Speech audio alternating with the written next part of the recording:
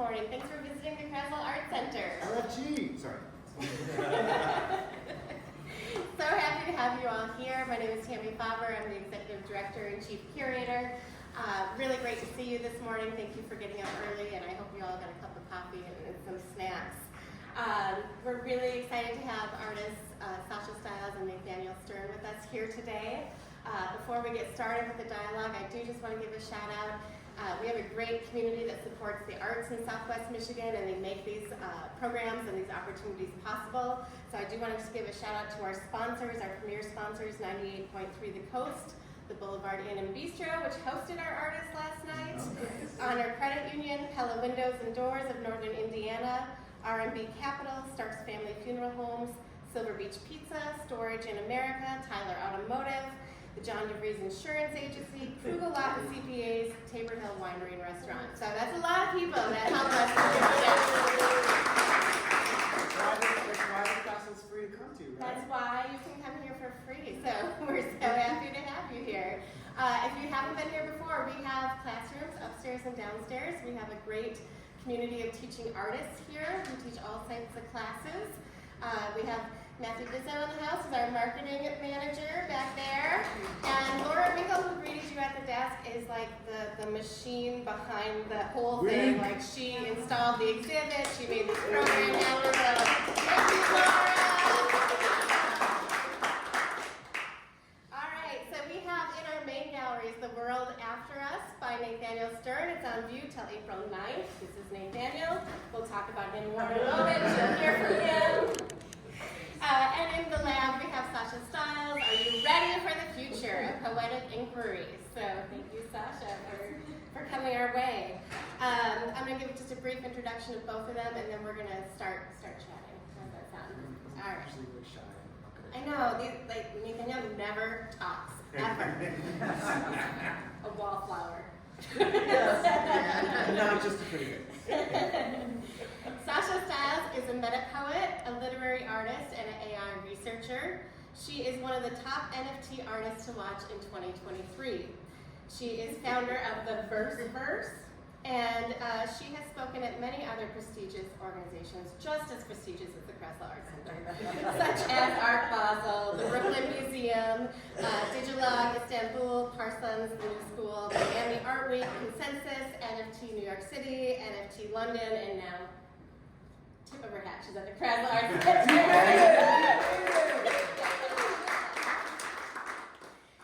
She's exhibited at Super Chief Gallery, New York City, Super Rare Gallery, Kunsthal Zurich, Enka Kultis Gallery, Unit London, Scope Art Show, Art Cologne, a whole bunch of other places.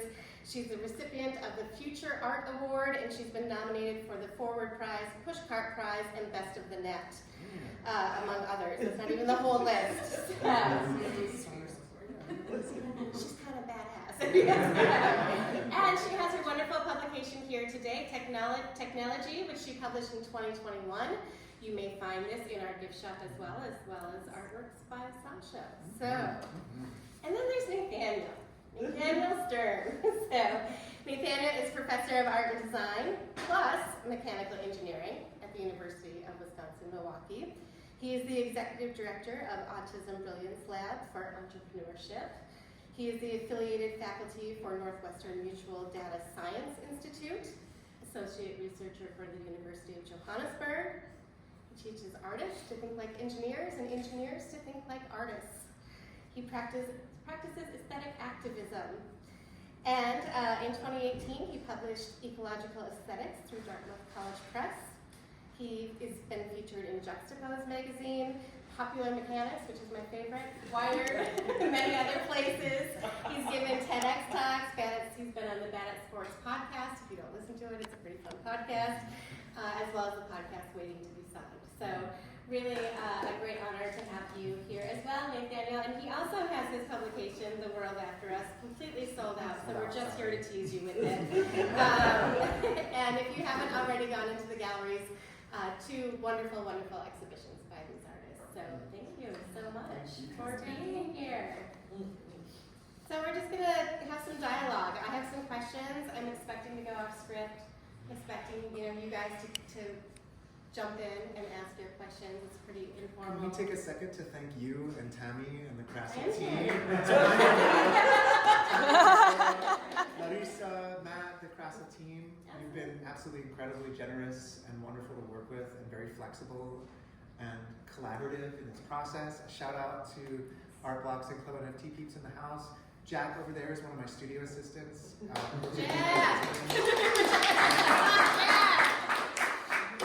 We've got Lindsay Frost here, who actually runs the Surplus office at the University of Wisconsin-Milwaukee. So all the e-waste goes through her and was handpicked for the show.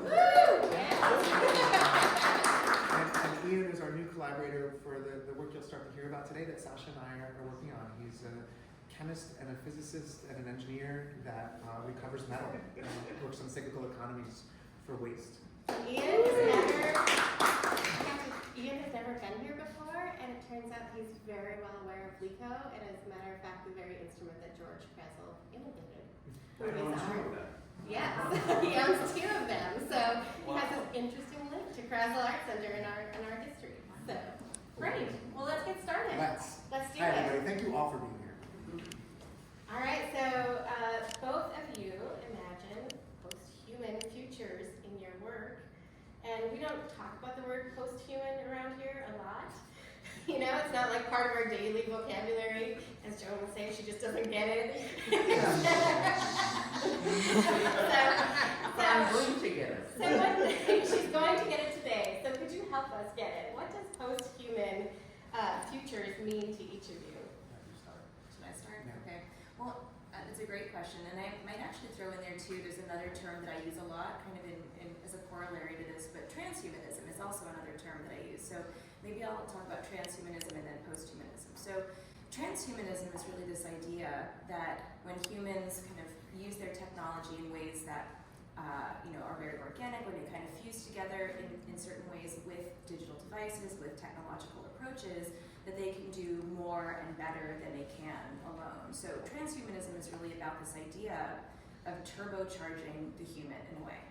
And then posthumanism is, it sounds a little bit like, after human, and that's a little bit misleading. It's, to me at least, and there's a little bit of debate over what the term really means, so it's kind of an open question, but the way that I understand it is really about decentering the human, and about kind of moving beyond the human as the center, the hub of gravity in the world and in the universe, and looking at all the other kinds of intelligences, all the alternative intelligences, all the different beings and ways of understanding the world that there are beyond the human understanding and beyond human consciousness. So I think posthumanism, kind of on the one hand indicates this sort of progression of the human towards something else and something more and something greater, but it at the same time signals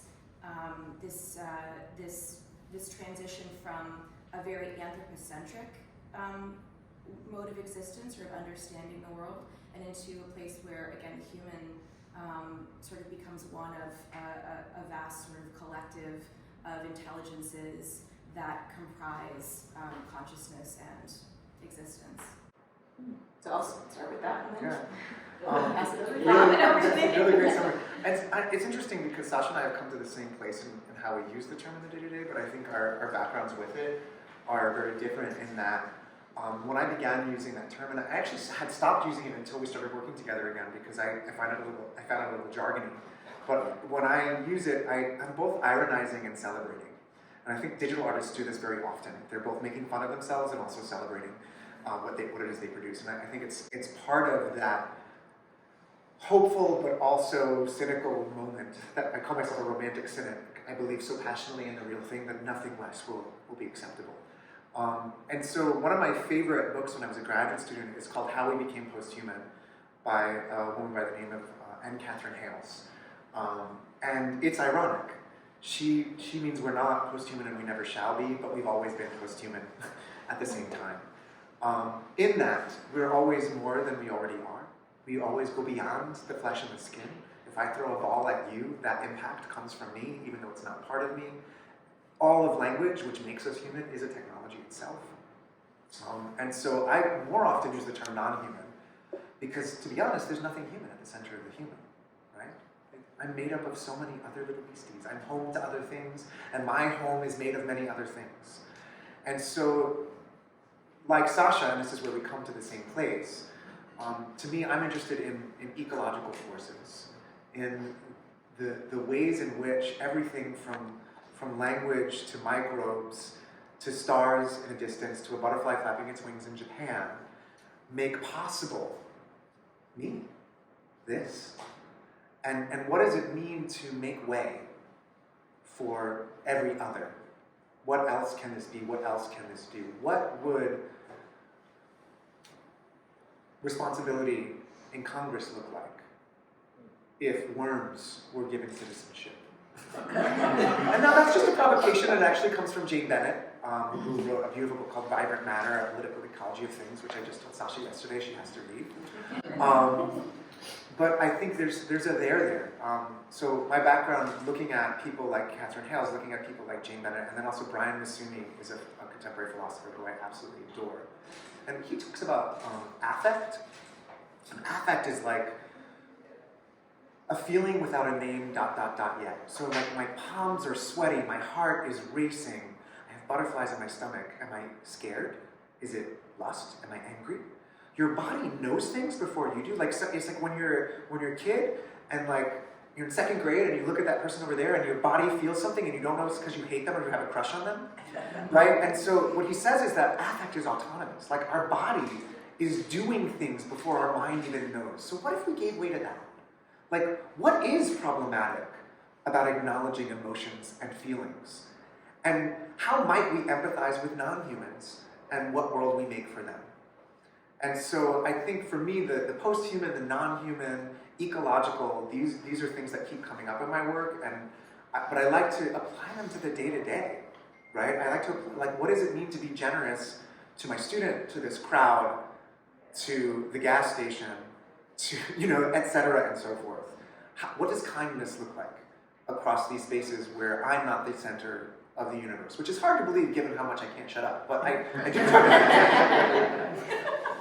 I've heard both of you, before we move into the next question, I've heard you both say this, and I've read this from you both, that language is technology. And I think that's really critical to the work that both of you are doing and how you're collaborating together as well. So before we move forward, could you just explain what that means?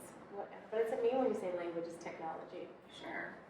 Well, for me, I'm coming at it from the point of view of, I'm a poet. I'm someone who comes from a very, very humanities-focused background. I'm not a technologist by nature. I'm not someone who's, spent a lot of time learning, computer sciences or things like that. I really grew up, immersed in art and books and ideas.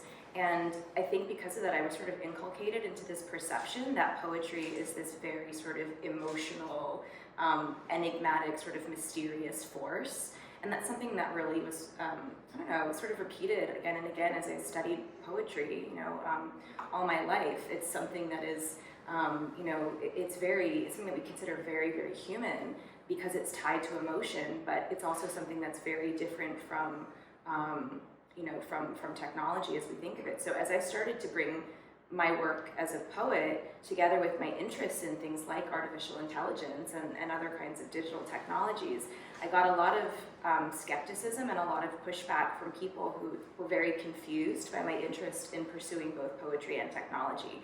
And they would often say, aren't the two things completely at odds with one another? Isn't poetry this kind of magical, ethereal thing that we don't really understand how it works. It just is this kind of beautiful force. And isn't technology all about rules and guidelines and repetition and mechanical approaches? And isn't that the opposite of what we want with our poetry? And so a lot of my work has actually been about pushing back on that and exploring how poetry actually works. It's magic because it's algorithmic and because it's built on forms that we understand and poetic devices like repetition and rhyme and meter and these things that are actually a form of software. They're a form of code. And when we are writing poetry with all these things in mind, we are essentially running a software or a piece of code in order to evoke something, in order to make something happen and enact emotion and enact feeling. So I think for me, I really believe that at a visceral level, there's a lot of overlap and a lot of similarities between the way that language, that human language works, and the way that code works. And I'm really invested in pulling those two things together in a lot of ways. I also, tend to think a lot about poetry. When I say poetry is a technology, I'm also saying poetry is an invention. It's something that it didn't just pop into being as something that humans were born learning how to do. We innovated and ideated and created poetry, and actually we did it with a very practical utilitarian function. And that function is that before the advent of written language, when we had no way to preserve information, we invented poetic devices so that information was easy to remember. So if we had a really important story, or we had, legal information, or we had, family memory to preserve, we use things like repetition and rhyme and assonance and all these devices to encode it in memory and make sure that we could take that information and transmit it from generation to generation and across space and time. And so, in that sense, poetry was the original data storage system, and it's managed to endure all this time. It's been much more robust and much more, reliable than a lot of other forms of data storage technology. And so I really enjoy thinking a lot about it from that point of view, both because I think it's true, but also because I think it's a provocation to a lot of folks in the poetry community who just, again, think that there is no room to do things like experiment with artificial intelligence or to experiment with technology, and to kind of push back and say this is actually one of our first technologies, I think is a really important point. Yeah, I think it's a fantastic lens, and I think it helps for those of us who are not in these conversations deeply to really grasp them, right? So I love that it being the original storage system. Would you, I'm gonna keep you talking for just a little bit more, Sasha. Would you start by sharing a little bit more about natural language processing and just the really practical reality of what it means to collaborate with AI androids for both research and art? Yeah, absolutely. So like I said before, I come from a very sort of traditional literary background, so I'm, I've learned a lot of things, on the job, as it were. Since 2018, I've really been in the weeds working a lot with artificial intelligence in different forms, as a collaborator, as a co-author, as muse in a lot of ways.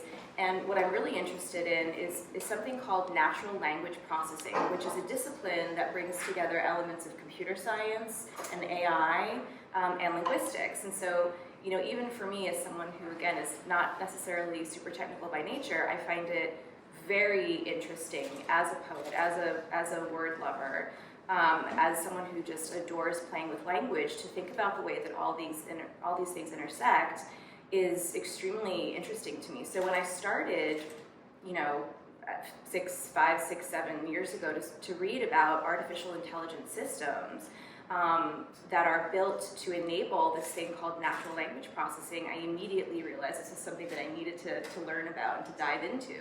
So what I've learned about it, and it sounds like sort of a very abstract, kind of intimidating idea, but really natural language processing, AI, is basically about computer systems that are built to ingest tons of information, specifically in the form of written text, written language. So for the most part, that's millions of pages of website data, but it can be information coming from canonical literature, the works of Shakespeare, as we were just talking about, all sorts of places.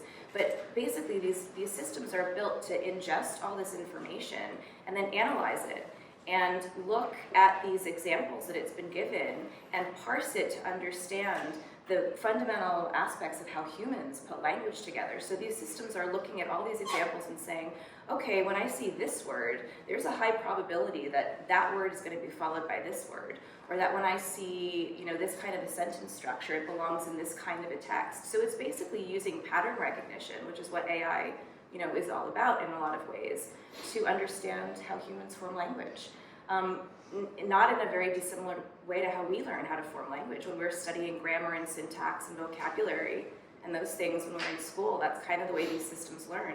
And then based on what they learn, they're able to respond to our interventions and our prompts. So when I am working with a non-human collaborator powered by AI, I'm able to, for example, give it the first line of a poem that I've written, and then it uses its predictive capabilities to read that line, look at all of the information it knows, tap into all of these rules, about human language that it's learned, and then say back to me, here's how I think you should complete this. And that's how all the texts that I use are generated, through this kind of predictive back and forth technology. Does that, Yeah, does that sum it up? No, it does. It's great. And I listened to one of your interviews where you talked about, there's this sort of the moral side, or the responsibility, the weight of teaching in AI, right? And I really love that notion too, or that thinking about that, right? Like, you're feeding information to the AI, so it's learning. When you say, like, Shakespeare, like, are you teaching it Shakespeare? Or are you teaching it a different poet? What information is being fed into it, and how is it then using that to create language? So it's really fascinating. So Nathaniel, like Sasha, you have a cross-disciplinary approach as well, and you use research and integrate it into your work and your process. Could you talk a little bit about how you use research in your art practice? And I'll add an extra sentence to help give it a little direction, maybe a little more direction. What is the value of having an artist at the table in dialogues in the sciences and disciplines as well? So, there's so many stories and ways to answer this question. Let me first start by saying that my practice is probably first a research practice. I consider myself an artist, and I'm a professor for a reason, in the way that a philosopher is a professor, right? They don't, yes, I love it when I sell my art, don't get me wrong, but a philosopher publishes books, and that is to further the field. And their job is to both further that field and make contributions to the field, as well as teach tomorrow's practitioners.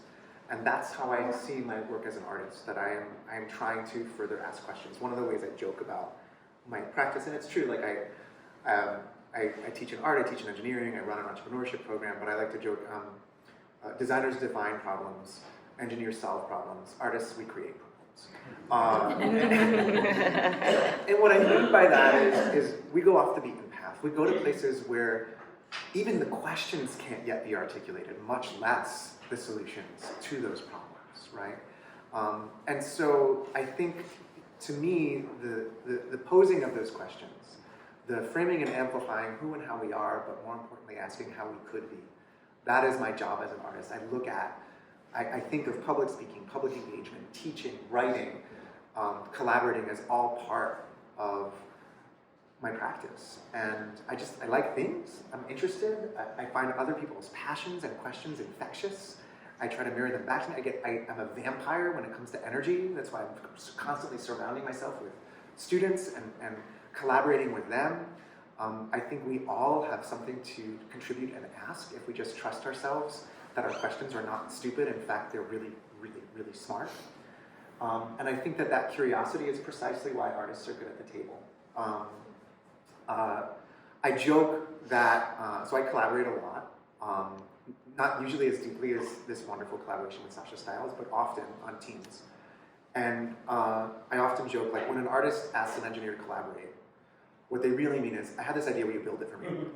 And when an engineer asks an artist to collaborate, they mean, can you make my data pretty? But true collaboration starts much before that. And it's the kind of thing where you see what someone's doing and you're like so in awe that you're like, how can I help you? Right? And that, when you have two people who want to do that, that's magical, and that can birth something new.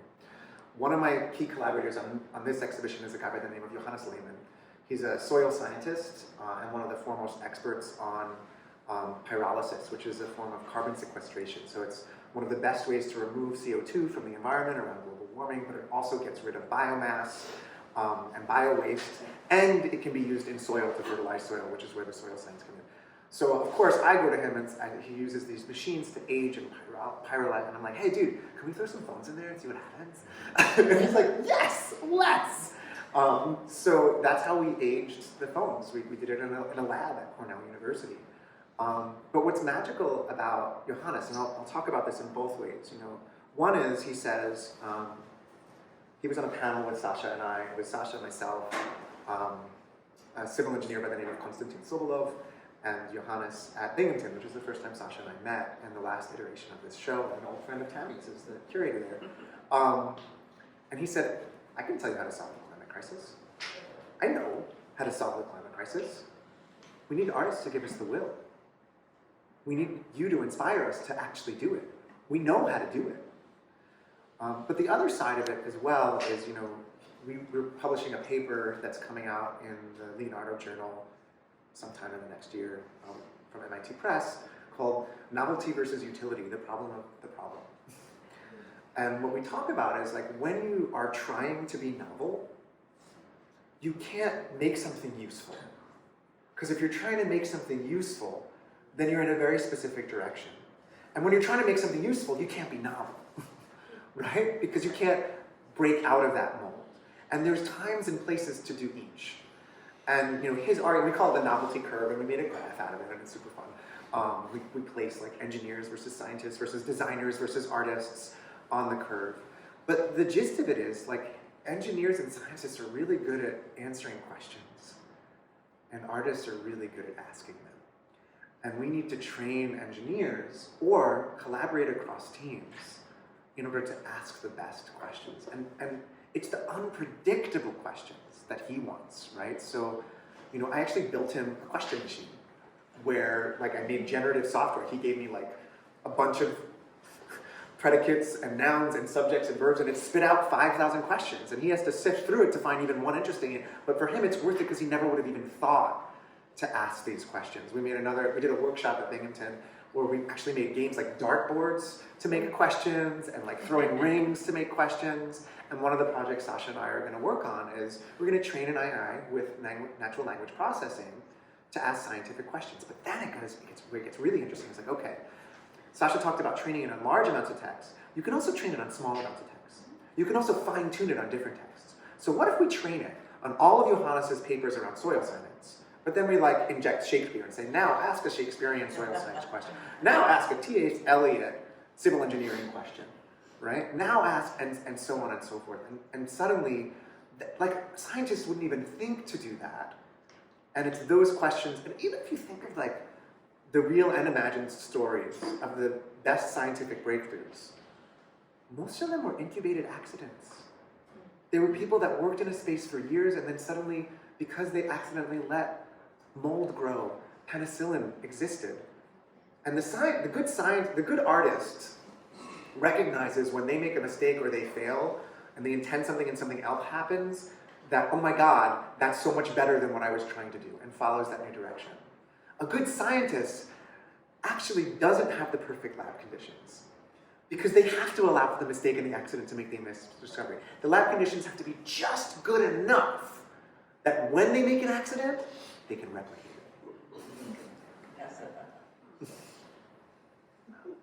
I'm done. I felt like that was a mic drop.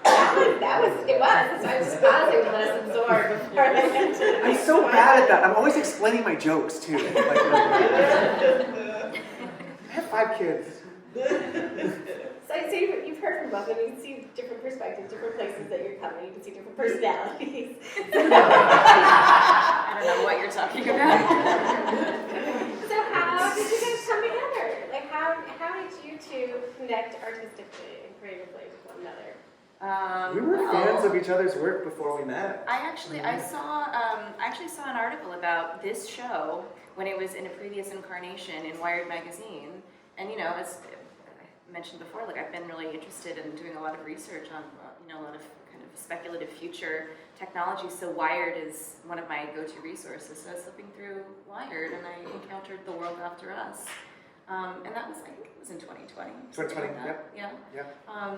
And I had already been, doing a lot of work, a lot of poetic experimentation with natural objects. I've been very interested in kind of thinking about the relationship between nature and technology in particular, and again, kind of pushing back on this idea that nature and technology are antithetical to each other. So some of the pieces on view in the lab are actually from a series that I started in 2018, 2019, which use natural objects as binary code, as physical objects to code with. And so I was already, thinking very much in that mindset and thinking about how technology, how our digital experience kind of fits together with our experience of the natural world around us. And so when I encountered that image, that now iconic image of the Apple Watch with the mushroom growing out of it, I thought, well, we're sort of simpatico, and I needed to learn more about his work. So and then it was a year and a half later. So yes, we're sympathetic in our ecological connections. What Sasha didn't know at that time was that all my earliest work was based in language, and like all my early networked art was all video poetry. My parents are both English teachers, so my rebellion was to go to an engineering high school and then become a poet. So I was entering the blockchain space, NFT space in 2021. Interestingly enough, when I first entered this space, I meant to be very critical of it. I meant to make an intervention. And I have a history of doing that with networked technologies. I did a performance about Wikipedia, I did a performance about Twitter, and what I found, surprisingly, was a really amazing group of earnest individuals who were leveraging neoliberal capitalist, platform to actually do socialist things and forming basically like unions in the form of DAOs. So I wound up making a celebratory work instead of a critical work, because I take my research very seriously and I follow what I find. And it wound up being a very writerly, collaborative project on the blockchain. And I won't go into details about it because it's a little complex. But in my search for writers on the blockchain, I found the Verse, of which Sasha is a co-founder, and was immediately enamored with much of her work, some of which is much lesser known. I'm the proud owner of more eco-punks than anyone in the world. And then I went to go follow her on Twitter, and I was not a big Twitter guy at the time, and I was like, wait, this lady follows me? What the? And I was shocked and awed, and in fact, when she was introduced to that particular project and said, oh, you should get in touch with this guy about this project, because we met through various other means, she didn't even make the connection that I was the mushroom dude. And so she wound up being one of the prompters on that project, which wasn't a big success in any way, but in terms of as an artwork. I think it was an important, you should give yourself more credit. It was an important kind of historical rating piece on blockchain. I appreciate your saying that. For me, the biggest success was the amazing people I got to meet and collaborate with as a result of that project. I met people, for those of you who know, that's how I met Death Beef, and that's how I met Simon DLR, and Rhea and I actually go back 20 years, but that's, she introduced me to the blockchain. And so, Sasha and I started talking, and it was inevitable. Once we actually hopped on a call, it was inevitable that we were going to collaborate. And every time we talked, it's already grown into, now we are, the next show we're working towards together is of the scale of the world after us. We have a venue to launch in late 2024 in Milwaukee, and the hope is to travel it thereafter. Tell Tami you want it here. And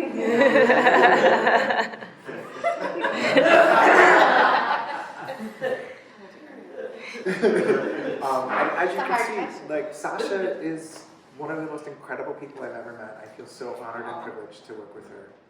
Right back at you. Thanks, sister. Well, it's been really interesting too, because there's so many similarities, I think, even between our books and even the very title, the world after us, kind of gesturing to the future in that way. And my book is called Technology, which is, it's again gesturing to the future in ways both positive and potentially a little bit more melancholy or nostalgic. And I think we have a lot of overlap, even to the extent that his book opens with a poem. Yeah. So I think we both really resonated with this idea that language has a lot to do with our different evocations of the future in very different ways, like what language means about human consciousness, how language is important to us as a technology, the different forms that language takes now and that it's beginning to evolve into. So a lot of our work, I think in the next show is really exploring that, how language is transforming, and particularly, thinking of things that, if anyone wanders afterwards into the lab to see some of the stuff that's in there. A lot of my work, again, is AI powered. A lot of it is also investigating computer code as a language, as the dominant form of language on Earth right now, and just thinking about, again, all the different ways that that language is going to be moving in the very near future. So I think again, it's really exciting to have that as a kernel for a lot of these investigations. And then, like Nathaniel, my work and my background is incredibly multidisciplinary. And I also, I come from a household that is steeped in the sciences. My parents make documentaries about space exploration, and I grew up, going to NASA JPL on the weekends and hanging out with astronomers and rocket scientists, literally. I have a vivid memory of Jack Ginsburg telling me to be quiet at Brooklyn College. But I feel like, that also taught me something very similar to what Nathaniel was mentioning earlier, which is I think that there is a real affinity between artists and scientists in, again, a way that, we sometimes don't always think of that as being an intuitive connection in society. But I grew up really idolizing people like Carl Sagan, who was both, a scientist and a poet. He actually... And a painter? Yeah. Oh, I didn't know that. Yeah. But when he was a teenager, he wrote poetry and published some of it in a newspaper. And he really, he really believed that there was a lot in common between poets who envision things that don't exist and between people who do things like he did, which is sort of imagine possibilities that no one can see and kind of build ways to get there. So I think, again, that's something that we've both really enjoyed exploring. And also tapping into this network that Nathaniel, again, referred to before, of not just artist collaborators, but soil scientists and engineers and, people who are doing lots of different things. I, as a poet, I never thought I would end up working with an artificial intelligence, let alone a soil scientist. So I think, again, it's really important for these kinds of cross-disciplinary moments to emerge, especially now, to unlock the kind of imagination that we need to keep moving forward, which, if we get into it later, I can also maybe say a few words about why. You can get into whatever you guys want to get into. So. I'll say this now just before I forget, but really one of the reasons why I really enjoy as a writer working with AI is not so I can outsource what I'm doing and make it easier on myself, it's so that I can basically strap on this prosthetic imagination and take my own writing to places that I would never have imagined. And I think that potential for AI across these disciplines, to the extent of the question machine that Nathaniel is talking about that we're working on, lots of different applications across disciplines and different fields where AI represents the ability to help us solve the really big problems that we can't figure out how to solve right now on our own by helping us recognize possibilities, recognize directions, recognize potential directions and pathways that we, as humans, who function slower and on a much smaller scale than these machines do, that we just physically are not equipped to do. So by partnering, and that's another collaboration, we're collaborating, but also this collaboration with the machine is a very authentic, organic collaboration. By partnering what we can do so well, what humans are best at, with what intelligent systems are best at, which is making sense of vastness and helping us kind of understand the patterns that are most essential about, that are most essential in that pool of information. Together we can do really interesting things that neither the humans nor the machines can do on their own. So that's, I think, a very big piece of what we're investigating. I want to pull a little thread, if I may. Yes, please. So, to me, language is always a material, and materials always have meaning. I think I'm going to mention Brian Masumi again, and he has one of his later books. It's called What Animals Teach Us About Politics. And in it, he builds on Gregory Bateson to basically say that language is not actually a human endeavor alone. That, one of the questions Bateson asked is, what is a bite, not a bite? So when lions play, they bite each other without biting each other. They're signaling, I'm playing. That's language, right? Yeah. And one of the things that Kate Hales talks about, who I mentioned again earlier, is that we are misinformed when it comes to information.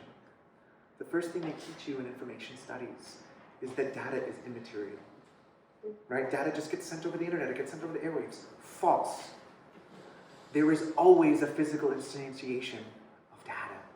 It does not exist without physical instantiation. If I'm the only person who knows something and I die, it is gone. If that book is burned, it is gone. If that hard drive fails, oh my God, the hard drive has often failed. That data is finished. Data is traveling through physical air waves and radio waves that have material form. And conversely, right, the earth knows, thinks, and does things. That tree bends away or towards that river and that light.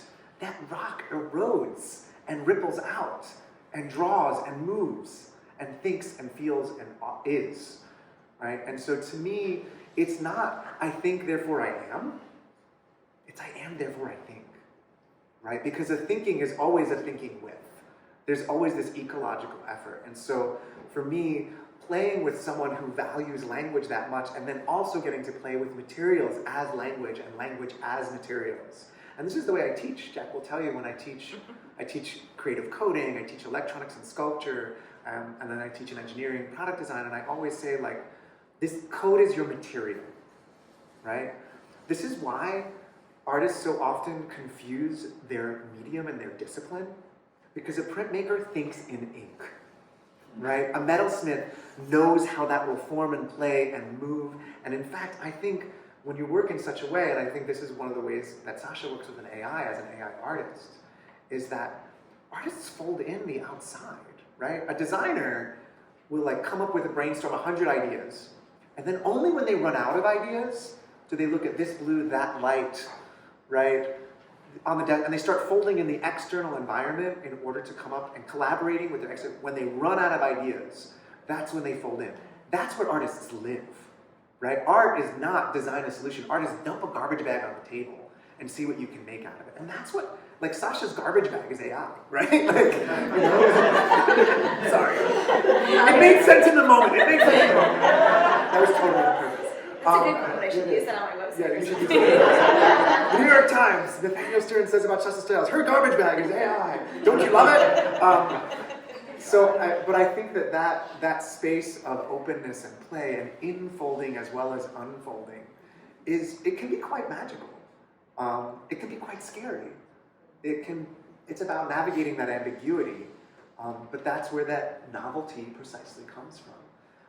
And it's never, you know, we don't have this naive optimism. We know that AI can be bad, that waste can be bad, but nor do we have this dystopian future, because there are good things, like good and bad is such a valueless question, right? I think one of the things, you know, you talked about technology, and I think about tools, and I get really mad, actually, when people talk about, oh, it's just a tool. We make our tools. We design them to do things, and then they shape us as much as we shape them. When you speak a different language, you think differently. Words don't exist from one language to the next. Oh, this word, it doesn't really translate. The concept doesn't even translate, because that language shaped how you think. Our tools, we have to shape them. That's part of why we do what we do. We want to take responsibility not only for how we use our tools, but how we design them. We have to take accountability and responsibility for computers being racist, right? We have to take responsibility for not just the electronic waste we throw out, but the waste we create when we dig up those materials in the first place. And so there can be wonder and joy in that exploration, as well as an accounting for what we can do in the day-to-day. Can I say? Do it. That was a mic drop, but I want to say just one thing in response, not in response, but just building on that. Please. So if I am, therefore I think, then what does that mean for machines and machine sentience and machine consciousness? I think that's an area that I'm extremely interested in, is kind of flipping that and really thinking about the way that we're starting to understand plant intelligence. We're starting to understand the wood wide web and how trees communicate. And there's actually a lot in my book on this. Wood wide web? Wait, say that again. I never heard that. You've never heard No. wood wide web? Is that our Eduardo cat? No, not Eduardo. I don't think so. I think I read How Forests Think, but he didn't use that. Oh my god, I love that. Yeah, Sorry. no, it's not. I mean, it's not my phrase for sure. But we know, and there's actually a line in my book. Any good poet can tell you humans don't own language, and 100% agree with what you're saying. So if we understand that all these different creatures are communicating with each other, and we understand this idea that I am, therefore I think, then what does it mean when these machines are communicating with each other? So I think that is also incredibly exciting for me as an area to explore. What does machine consciousness look like? How does it manifest? How does a cybernetic emotion, get produced through the firing of all these cybernetic neurons? So I think that Descartes has a lot to that answer sounds for. very far out, but it's a very interesting area of investigation. Sure. You're so cool. I kind of fist bumps. It's hard to go to the next question after these big conversations. We have a really mixed audience here of experiences with NFTs and technology and art, right? Oh wait, can I just like quickly throw out there? So, as promised, like before you leave today, if you have a Tezos wallet, which is an NFT like wallet, or you don't have one and you want to sign up for one, I will help you sign up for one. You send me your address. I'm going to send you potentially your first NFT. I'm going to airdrop everyone in this room some work from this show, if you want to do it. So I've got some pieces. So if you either have a wallet or want me to help you get a wallet, you will own a digital asset after you leave here today. Amazing. Wow. All right. Yeah, sorry, I just want to make sure. Everybody knows that before we get to Like I said I would do it, and I'm going to stick to it. All right, so let's talk about this. You guys work with NFT.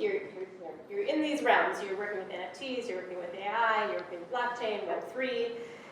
Words that some people in this room are very well versed in. Words that other people have no idea what really it means. Right? We don't know how to set up a wallet. We don't know what How Tezos far back is. do you want us Like, to go? I don't want you to go. I don't want you to explain the history of it. But what I do want to know. So one of the things that's interesting is like the timeline of that world, right? Like, so you guys have been working in it a long time, right? Like, you're the artists who were there first, right?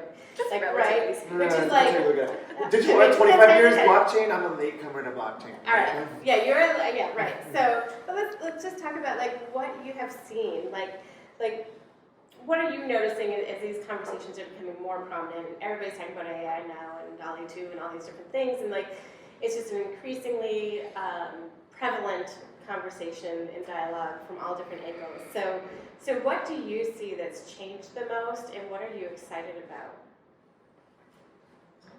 With NFTs and AI together, just all of that. Yeah, I just put them all in one big lump. Yeah. Which I know is not accurate. I mean, I think these are. There's so much to say here. Like someone. I know there is. I know. So first of all, I do see these as twin technologies to some extent, even though they're so different. AI is going to be pervasive and everywhere, and it kind of already is. And what's interesting is it's going to find the patterns, and it's going to show us things we've never seen before, and then we get to spend more time asking why. Because that it can't tell us. It can only see the patterns. It can't tell us why they exist. So I'm excited by what comes next. Like when we're done with the hype cycle, when we're over the trough of disenchantment, and we start going into acceptance, then what happens? And I feel the same way about blockchain as well. Like, I entered the market just as it was about to crash, and I was like, cool, now real artists will stick around, and like interesting things will start to happen. And that's when I found my interest in it. To me, what I think is interesting is, again, how pervasive it's going to be. Like, the internet had its .com boom, and like, oh, the internet's over, and like now it's everywhere. That's going to be blockchain. It is such an important technology that people really misunderstand as just like, oh, crypto and making money. Blockchain is the world's best record of trans-dash action, whatever that might mean. It is the best timestamp. It is the best way to gift something or give something anonymously. It is the best way to traverse borders, to be able to help people in Africa without having to pay a bank or shipping fees or anything like that. It is going to be where we do our mortgages. It is going to be where we get married, right? These contracts no longer require a central space. And while there will still be central spaces, right? Because that's what happened with the big FTX stuff, etc. The power that they facilitate, and I'm not naive enough to think the world is going to change, right? We said the same thing about the internet. The internet did not give us all democracy throughout the world, but it did change the world, and it is everywhere. That's blockchain and AI. that's what's going to happen next. And so I'm interested in what will happen once it becomes every day. I'm not excited that it's going to be every day. I'm excited by what people who don't have access to it yet might yet do. Wow. Yeah, and for anyone who doesn't know, I mean, really, I think a simple way of explaining what blockchain is and what it, why it's valuable is that blockchain is all about digital ownership. Web3 is all about being able to own a digital item, which in a world that is dominated by virtual existence and what we're doing with our computers is really important. So I think if you think about it that way, as an evolution from just being able to sort of do things on the internet, on the in cyberspace, and actually now be able to, as Nathaniel said, transact and kind of prove ownership and have a timestamp and have a record that is immutable. I think that that's very valuable. I think for me that I'm coming at this again as a poet, and there's a couple things that I'm really excited about, both with AI and with NFTs and Web3 that are a little bit separate, but they all kind of come together in a few key ways. I think, as a poet who doesn't just think about the future, but also, thinks a lot about the past and about the origins of language and literature. Actually was a classics student for at one point in my life, and I really love ancient literature as much as I love thinking about the future and using AI to write futurist poetry. But I think a lot about the fact that so far in human history, we've had two kind of great periods in the history of language, and one was the oral tradition. When we invented oral language, we invented ways of encoding ideas and sharing them. And then the second was the advent of written literature, when we invented ways to actually concretize language and write it down. And of course that has evolved from the earliest days of manually writing pictograms and hieroglyphics to then the invention of the printing press and to what we are familiar with now. And I think that with both with AI and with NFTs, we're kind of on the cusp of this third wave to generative literature in many different formats. I think that for me, I'm very, very interested in the way that AI allows us to use all of human language, all of humanity's written record as our alphabet, as our grammar, and what that means for the future of storytelling, what that means for the future of how we craft language, how we preserve histories, how we share really important information that stands to really be completely upended and evolved into something that I even though I've been working in this arena for a long time now, longer than many, I still can't quite grasp how profound the shift can be. So I think that's one thing. I think with NFTs also, there is something afoot that's very interesting for writers like me. I think a lot of the attention so far with blockchain has been paid to visual artists. That's really what's out there. But I'm really invested in the potential for blockchain to be a very empowering place for writers, and particularly for poets who've never really been able to make a living the way that artists have, to be able to sell a line from a poem or to sell a poem itself outside the bounds of a book, I think is really interesting. So there's a lot of, I think, possibility there. More conceptually speaking, beyond just the transactability of language, is the fact that NFT really stands for and is all about this ethos of collectivity and decentralization, and kind of removing a lot of the barriers to entry that prevent a lot of people from being able to share their voice and tell their stories. And I think that together with what AI represents, which is this kind of tapping into a collective consciousness, there's something afoot here where this is about kind of pushing back on this idea that human storytelling comes from a single source, that human originality isn't actually a thing, and that when we create, we're really creating as part of a collective consciousness, and we always have done, but I think this is bringing it to the forefront. So from both of those angles, I think that's what I'm really inspired by in both of these areas, and seeing how far we have to go. We're just scratching the surface, and I think when I invite writers to come in and play, they think, oh, you just want me to come and sell some NFTs, and it's like, no, this is about unlocking unprecedented realms of creative imagination and unlocking new possibilities for the future of literature. Yeah. So Sasha's onboarded me to write AI poetry now too, and it's like mind-blowingly interesting and amazing. I want to address one quick elephant in the room that's slightly tangent, which is the eco question. A lot of people who are not in the know, you know, there's a lot of hype and misinformation and true information about how bad for the environment the blockchain and cryptocurrency and NFTs are. And here we are, both eco-artists talking about NFTs. So just to be clear, the blockchain is not monolithic. There are multiple technologies available in using the blockchain.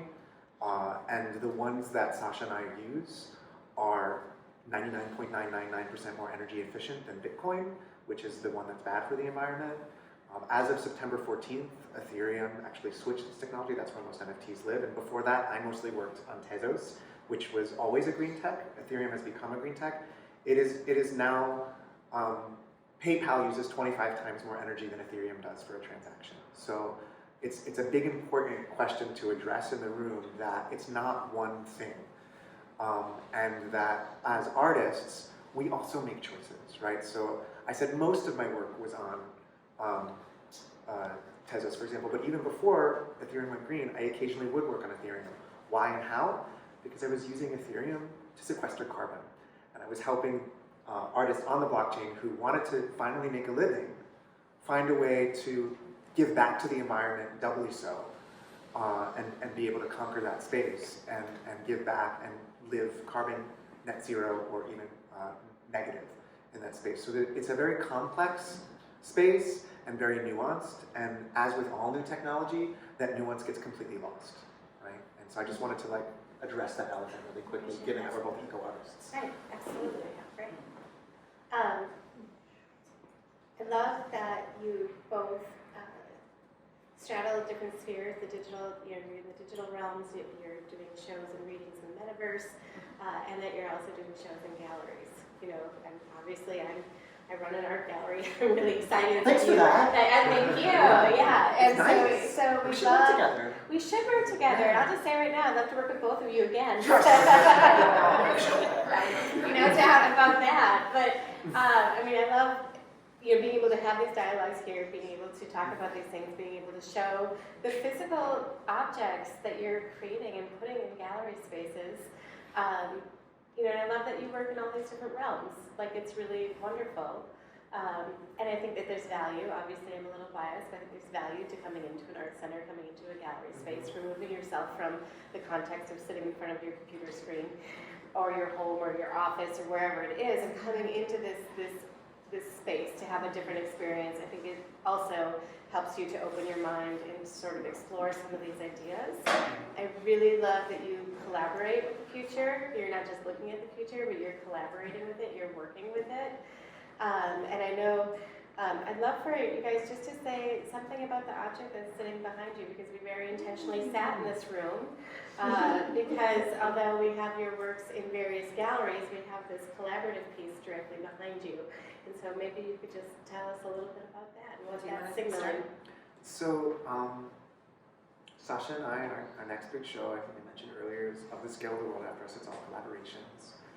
And we're kind of combining those questions to go back where we started of the post-human. What is post-human humanness or materiality or language or meaning look like? Where do we bring these two things together? I think in a lot of ways Sasha's work has already been asking, where does meaning and human come from in a post-human world? And I've asked, what do bodies and materiality look like? So we're trying to bring these two things together. With my shows, I always try to hit 3 levels of engagement. And so I'll compare the world after us with this. So first, the intimate. One of the questions I asked, like, what if everyone just kept their phone for 1 more year? How much of a difference could that make? If every single person kept their phone for 1 more year? Then there's the systemic. What if we regulated how we mine the same way we regulate Food and Drug Administration? And then finally, inspiration. I love it when I meet young people who decide to change their careers because of an engagement with one of my shows, which happens, and it's like magical. So we're trying to address that to some extent with AI with our next show, where we're materializing these language, giving meaning to the materials in a way that says intimately, can we understand what AI is and does a little more? Can we nuance that conversation? Systemically, can we introduce people from other fields into that system? Can we bring artists like Jack, who's a traditional painter who now works with AI to work with it? Can we bring in, why are computer scientists the one trying to de-bias and make unracist computers? It should be humanities scholars, right? It should be the guy who wrote How to Be an Anti-Racist, right? And is at Boston University, right? So, and then third, inspirationally, what we can't yet see. And so we're working across IRL and the blockchain on a number of works. We've dropped some NFTs already. And this is working towards our first physical forms where we're combining these practices in ways that try to find new meaning. So the NFT series hasn't been dropped yet. It's probably, I don't need to say where we're going to drop it.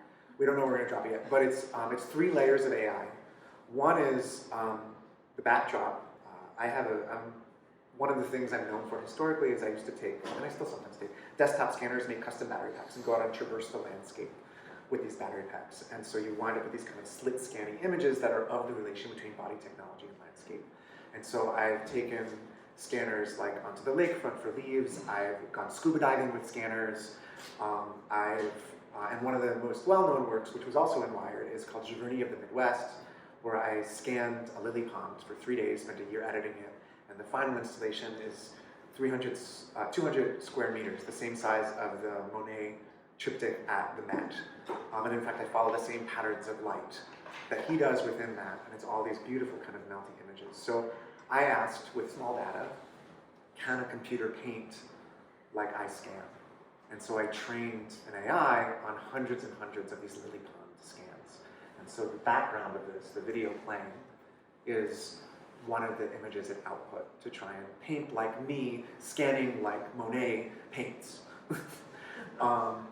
The font that you see was also an AI font. And this was really minimal. Like the smallest amount of data that you can give an AI is 30 images in most frames to try and make something.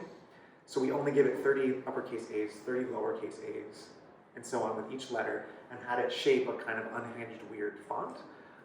We're about to release this. It's actually a true type font that you can install on your computer and use. But we are also, in this case, it'll be a layer on the work, and here we made vinyl cuts, and it's actually spray painted on the screen itself. And then the third layer is Sasha, I'll let you talk about it a little more, but she trained an AI on T.S. Eliot's The Wasteland and turned it into the E-Wasteland. All the work that we do, I know, all the work that we do, that we're planning, like we love playing conceptually and headily, and so each work will live, and I'll stop and let you take over in a second, but there's the poem that Sasha writes that we'll release as a series of line by line in NFTs. Then there's a broadside that we publish, usually as an NFT, and sometimes it's embedded within the larger one that you can download, sometimes it's separate. There's a one-of-one media rich where she will read it as a video poem, similar to what you're seeing in there. Each one will also be its own artist book, physical artist book, but we address the book in multiple ways. So some of them will be more traditional artist books like an accordion, but oral binary, which is a piece Carlos somewhere here, he owns one of, there he is. That's gonna be a record, a physical record, and play on a record player, for example. And some of them might be overhead transparencies, and so we actually met with a book collector, 2 days ago, that was like a complete inspiration. And we're like going nuts with that. And then the third is, each one will live as a physical installation. So this is a prototype for the physical installation of the E-Wasteland, which will of course be 15 or 20 screens, each spray painted with a line of poetry, each one glitchy, broken, playing some of these video backgrounds, in a kind of Nathaniel meets Sasha mode. I'll let you take over, talk a little about the E-Wasteland. So, yeah, I guess also to take a step back a little bit, I mean, my interest is really in poems that aren't apparently poems, poems that don't look like poems, poems that don't fit neatly between the pages of, even though this is a book, there's something really interesting to me about exploring all the different ways that poetry can manifest itself, right? And I think one of the reasons I find that important is because poetry is often considered this kind of fuddy-duddy, irrelevant art form. Most people don't read poetry on a daily basis. Poetry sales are terrible, they're abysmal, in bookstores. So I think part of what I'm really interested in is trying to make poetry, because I think it's very important, trying to put it in places and put it in formats, put it put it out there into the world in ways that are going to be more accessible and more relevant. And more essential. And this collaboration that we're working on essentially is a poetry collection. It's a collection of poems that instead of publishing it as a book, we're publishing it as an art installation, as an art exhibition, because we want people to not just read the poem and then shut the book. We want people to read the poems with their bodies and to walk through them and to experience them in lots of different ways. And so I'm really excited about that. The idea of having an art exhibition that is, a book is really fascinating. And I think even more multimodal than that, right? Like they live as NFTs, they live in your home, they live on your screen, they live as books, and they live as installations. Like all of these outputs are of different experiences of the same poem, which is never just on the page. Yeah, I mean, I think in my mind it's really, and this is a good word to use, I think, especially given your work, but I think about this as really kind of an ecosystem, a literary ecosystem. I love physical books, obviously, like I made one, but I'm also making, NFTs and virtual books and immersive books and AR poems and stuff. I don't think it needs to be either or. I think it has to be all of them. I think there's different things you can learn by reading a poem on a piece of paper that lights up your imagination in different ways than walking through an immersive, multimedia experience does. And they can do different things and really help you get to the core of the text in different ways. So I think all of that's super important. Specifically to this poem, which Nathaniel mentioned, is so good, you guys. Like one thing we haven't talked about is like how good Sasha's writing is. Like for those of you who were at the reading last night, like I read this book so many times, and then hearing her read it, I still got chills yesterday. We were looking at the samples. We were about 150 NFTs into a 450 NFT collection, and we were just, even though you wrote it, we were both sitting there going, "Oh, that's a good line. Oh, that's great. Oh, that's smart." It's like just. Ooh. Well, and I think the AI alter ego, but just to kind of explain, briefly how that all came about. When I wrote this book, so just briefly giving a sense of my process, so as I said before, I use a large language model to write with, but it's a generic large language model that anyone can tap into. So what I wanted to do is to go a step further and mentor this model on my own writing and kind of teach it what I think about poetry, teach it my stylistic cues, give it a sense of my voice, and really help it kind of write like me. And so my book is actually written with that language model, but I trained it on the human version of this manuscript. So I basically fed in all of my writing, all of my research notes, all of the material that went into the manuscript, and used that to develop the rest of the voice and the book as it is now. And so that's an approach that I don't think any other poet had really been doing that, and it's kind of funny because a lot of engineers have been using these large language models to write poetry, but for the most part, everyone had been training them on Shakespeare, on canonical literature, on kind of the usual suspects. So the idea of actually, like Nathaniel said, rethinking that and personalizing and contemporizing these data systems, I think is really important to me. And what we've done with our collaboration is that I've taken all of my material and I've taken all of Nathaniel's material, and he's a prolific writer as well. I've taken his work, his essays, his Actually, titles. our first collaboration was The Word After Us, where she trained her AI on this entire catalog and everything I wrote about the world after us, and it became the word. Sorry, I just wanted to. No, exactly. I mean, so this catalog actually is ingested into the new version of my AI alter ego, which basically I haven't renamed it necessarily, but this new version that's writing poems like this one for our next collaboration is representing both Nathaniel's work and mine. So it is kind of really bringing things together.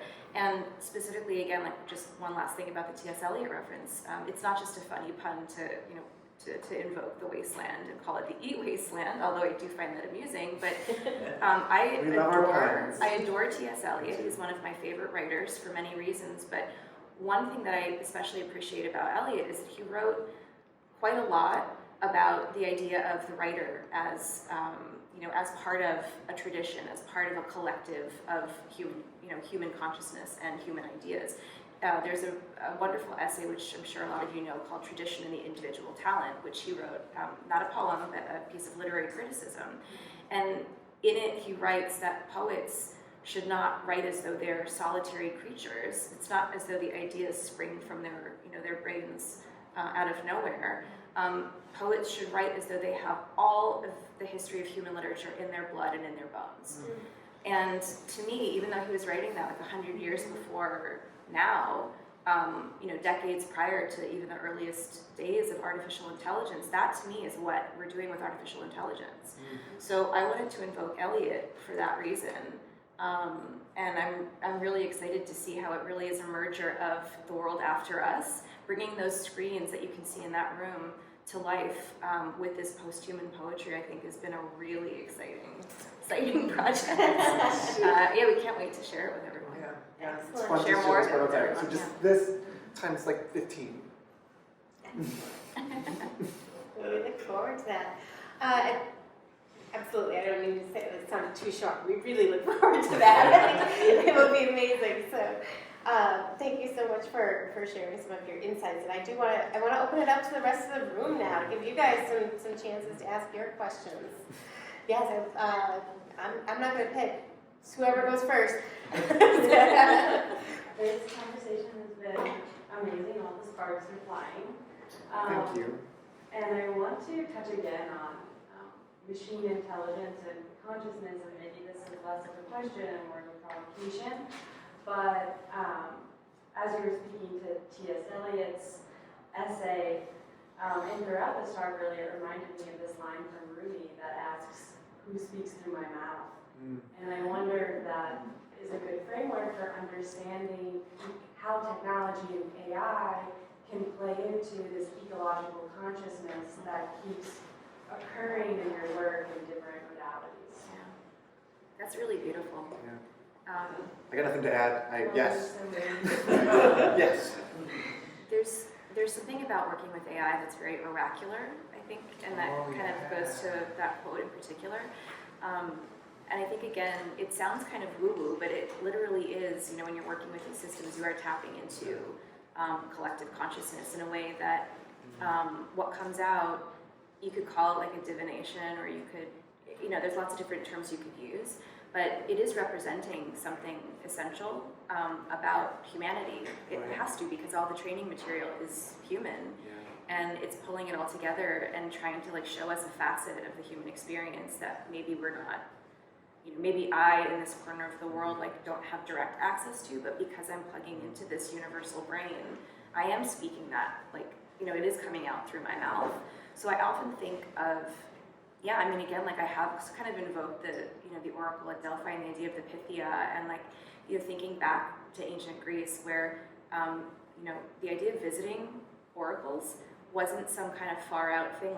Philosophers and scientists went to oracles to listen to what was said because they knew that there was something really important there, and then the job was to kind of decipher what was coming out and then translate it for the rest of culture and society. And I really feel like there's something similar happening with artificial intelligence, which is again why I think it's important that creative folks who are listening with that ear and who are speaking with that kind of mouth are able to translate and not translate but become a vessel. I want to bring it back to the body too. I don't know if you've read the Jane Bennett Vibrant Matter. She calls herself a biomaterialist as well. I'll give two examples that she gives, not in depth, but one of them is they tried in a prison to change the diet to pure fish, and violence went down by 90% within 2 months.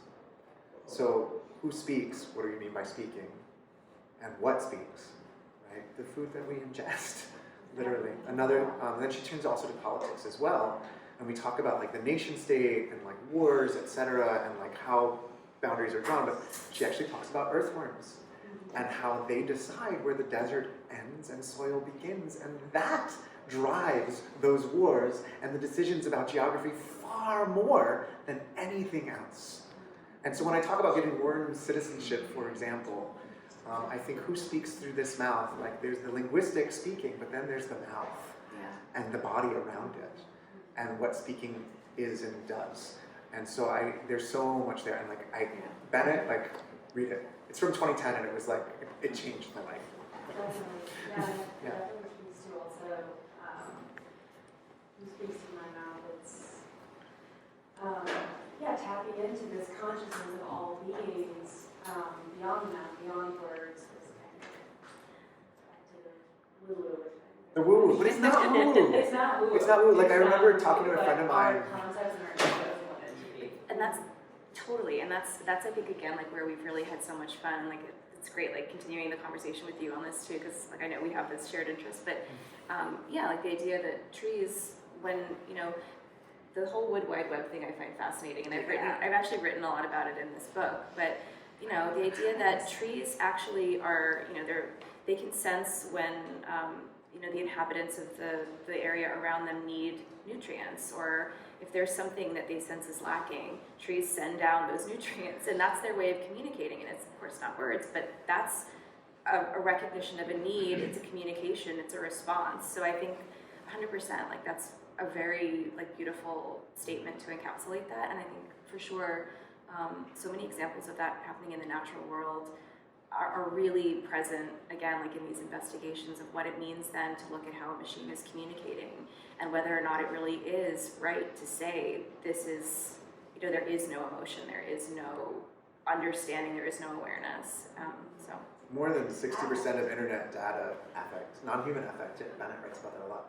More than, I think, 60 or 70% of internet information is non-human. It's bots communicating with each other. That's most of the internet. You had a question here.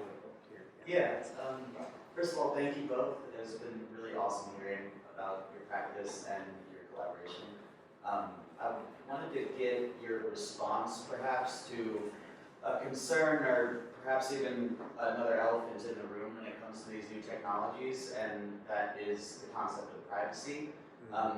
The same thing that makes blockchain so secure is its distributed nature, but that also means that there's no real concept of privacy on the blockchain. You can go into any wallet and see its entire history of transactions, things like that. And then also on the AI side, it seems to favor centralization, where the larger that these models get, the more emerging like consciousness we see come out of it. Like GPT and stuff, like, so there's this incentive to like build this massive mountain of information that comes from all of us, and a lot of times reflects human labor in a lot of ways, and can take advantage of that labor without people's consent. So I just wanted to get your response to that. do you want to tackle that first?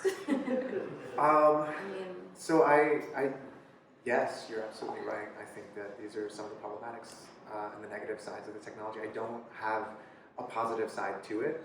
I can nuance it a little bit in terms of, for example, with blockchain, it can be pseudonymous. So although everything on the ledger is visible, you can't necessarily associate a wallet with an individual.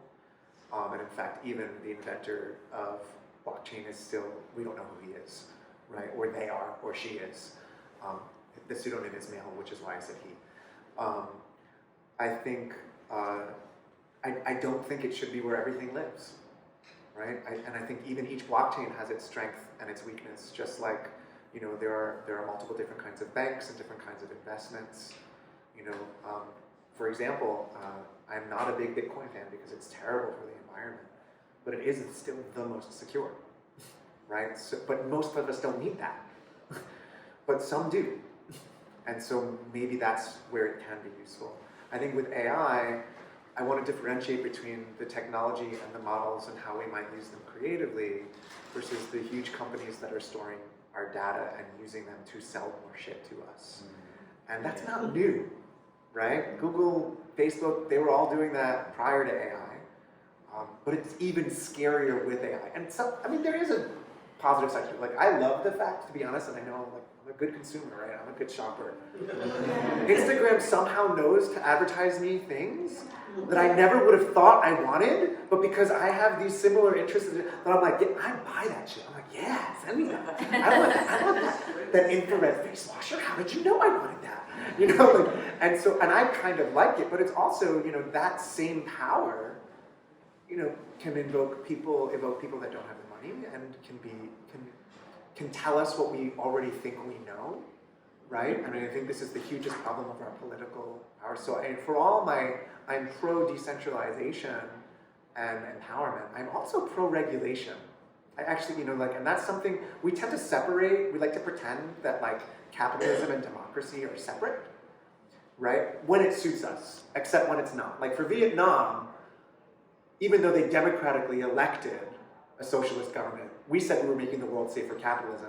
and we just kind of ignored that it was a democratic elected government, right? And then on the flip side, we like to say, put politics and money when it goes in our direction, take politics out of money when it doesn't.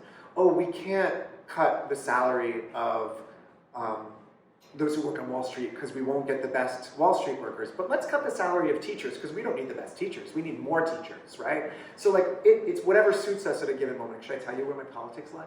Anyway, I mean, I'm a teacher, artist, New York Jew, you can guess. But I think on the flip side that I don't, there's a lot of talk around regulation and being bad for a lot of on the side of the crypto folks, and I actually don't think that's necessarily true. I think what's important is the kind of regulation, and same thing with AI, right? Like there's certain kinds of regulations that are really good and that are really helpful and that protect us. And there are certain kinds of regulations that go against the spirit of what the technologies accomplish. And I think, a really good example, and like, I would get in trouble for saying this in academia, I think a really good example of this is tenure. The tenure system in academia was originally made in such a way that academics could research what they want to research and not get fired. It doesn't do that. Those academics still get fired if they do research that their universities don't like. And often tenure protects people who are doing bad things that shouldn't be protected, right? Tenure is not doing what it's supposed to do. It used to, it has become corrupted. That doesn't mean we get rid of tenure, per se. We find a new system that isn't yet corrupt, and we're gonna have to cycle through different kinds of regulation as people find ways to corrupt it. And I think hanging on to the old ways versus finding new ways that do the same thing in the spirit with how the world has changed is what's going to be important. So I guess my answer is not really an answer, but it is to nuance and say, like, I think there are ways that those of us in the know haven't discovered yet that we need to fight for, right? And that's that, when I talked about the intimate, you're getting to the systemic now. That's that space where we need to fight for that change and find it. Well, I don't really have like a, I don't really have like a good pat answer for this, other than to say that there are costs and consequences to every kind of technology that we've ever invented, and not just cybernetic and digital technologies, but I think it's a really fair question and a really good point, and also like that those kinds of questions are part of the reason that we're engaged in these projects. For example, one of the collaborations we're working on right now is a project that involves using webcam and interacting with the webcam in order to, both on the positive side, enable a meaningful connection between body and machines, between your flesh and blood existence and the virtual realm. But in order to enable that kind of engagement with your digital device, you also need to agree to be seen by your webcam, which has intimations of surveillance and privacy concerns, as you suggest. And I think again, it just it's part of the equation, like part of the history of humanity is we invent these technologies and we become more and more human as a result of it in good ways, and then we also have to suffer the consequences in other ways. And I don't necessarily have a solve or like a way that I think it's a way to wrap that up. Fight the good fight. We're with you, man. Let's do it. I think it's definitely really important to be considering things like this and talking about them, because honestly, no one has good answers for these things right now. Yeah. And thank you for bringing the other elephant into the room. I'm really curious on an elaboration on a perspective that you had where you define blockchain in a way as being democratic and socialist, which makes sense. But then on the other hand, the conversation around NFTs has, for artists and designers, has been much more about patronage based on exclusivity.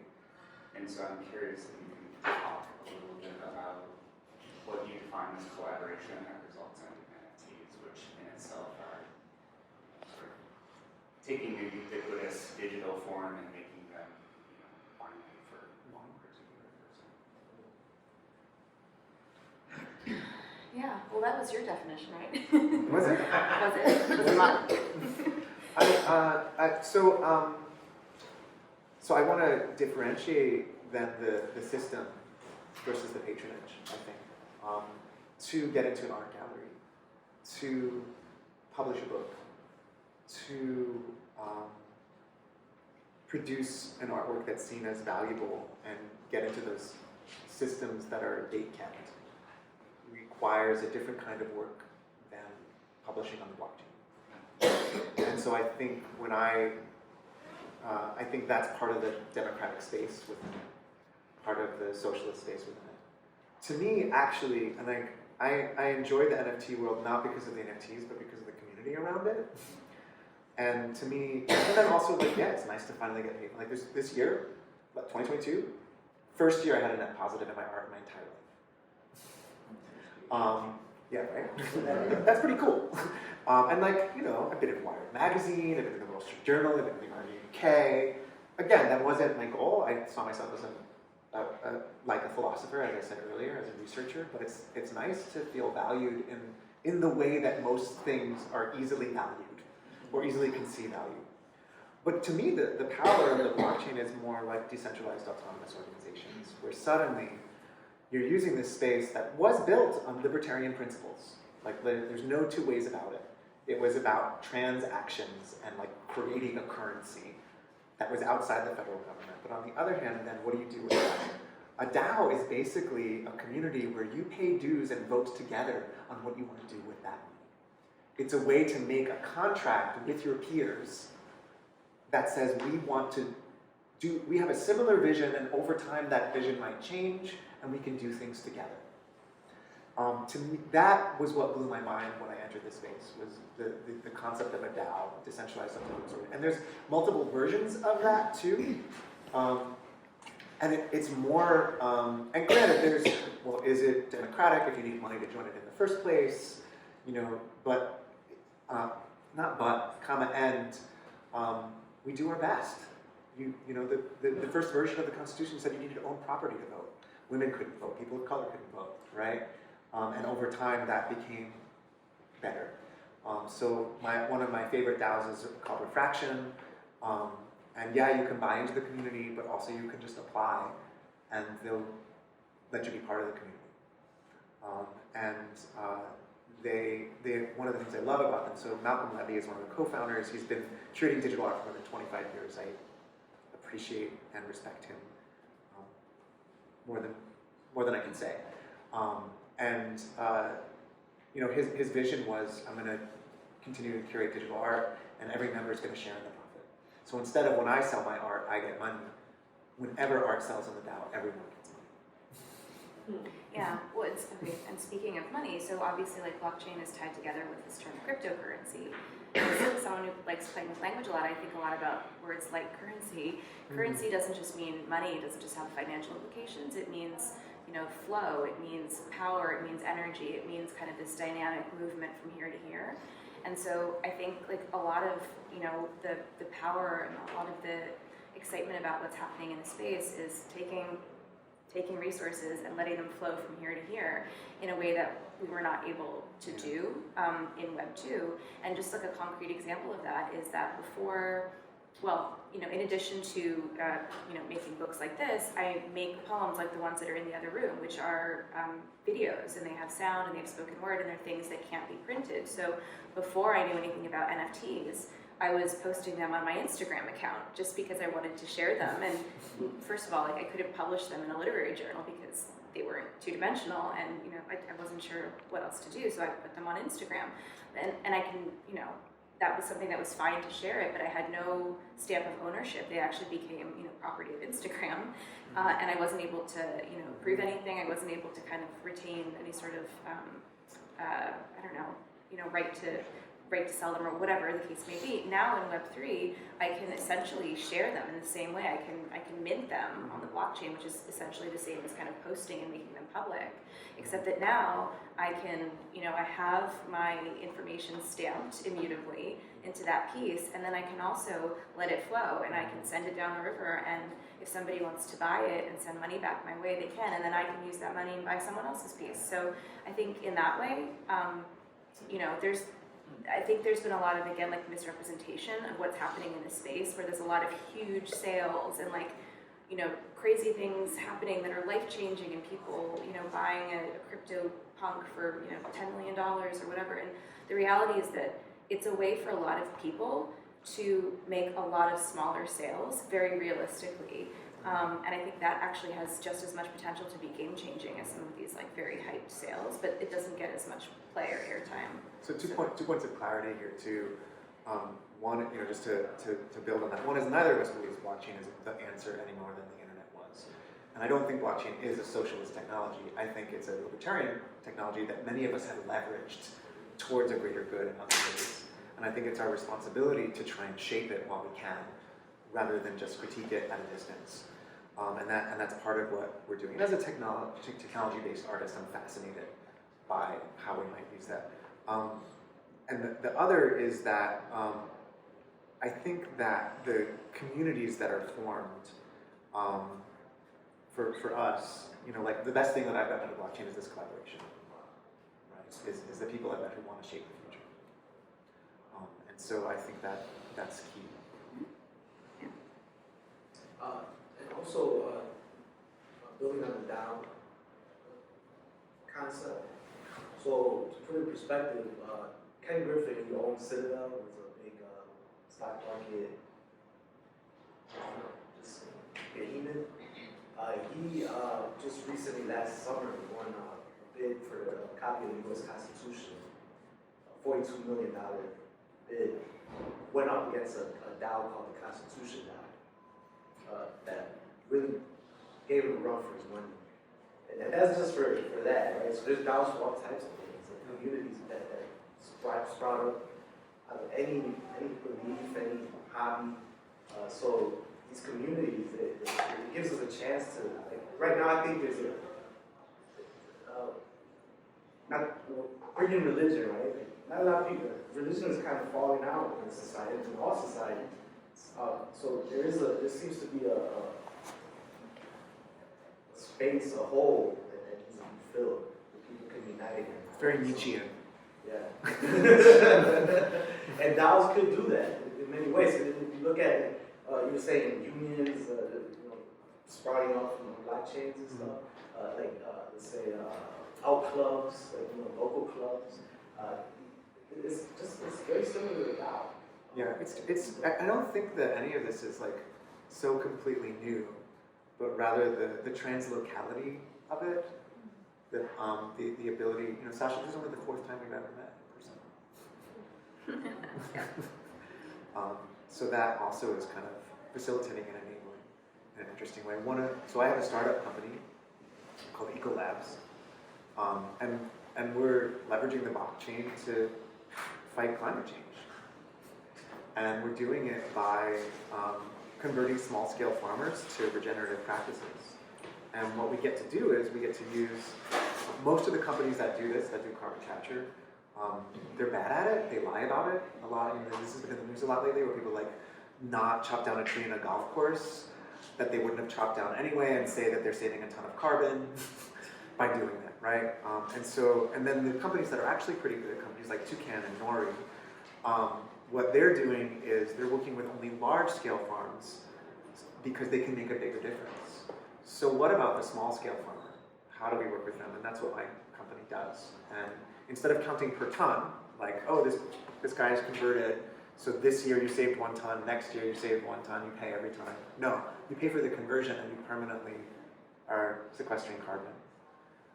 And what you're basically paying for is actually no-till rotational crop farming is going to feed you more crops and more profit in the long run, but there's a 3-year loss beforehand. So you pay for the conversion. So any company with environmental goals can do that. But what we've done is, and again, it's really simple. We've said we're using the blockchain to prove that they've converted.